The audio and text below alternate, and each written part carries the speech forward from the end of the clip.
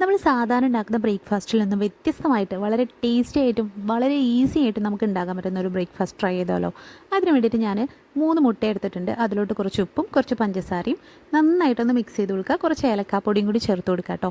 അതിന് ശേഷം നമുക്ക് അതിലോട്ട് കുറച്ച് പാൽ ഒഴിച്ച് കൊടുക്കാം. ഒരു 2 ടേബിൾ സ്പൂണൊക്കെ പാൽ ഒഴിച്ച് കൊടുത്താൽ മതി കേട്ടോ.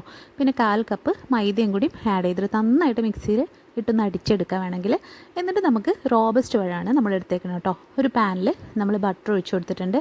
അത് നന്നായിട്ട് മിക്സ് ചെയ്തതിന് ശേഷം നമുക്കതിലോട്ട് ഈ റോബസ്റ്റ് പഴം അരിഞ്ഞിട്ട് ഇതുപോലെ ഇട്ട് കൊടുക്കുക. എന്നിട്ട് റോബസ്റ്റ് പഴം ഫുള്ള് കവർ ചെയ്യുന്ന രീതിയിൽ നമുക്ക് ഈ നമ്മൾ മിക്സ് ചെയ്തെടുത്ത സംഭവം ഒഴിച്ചു കൊടുക്കുക കേട്ടോ.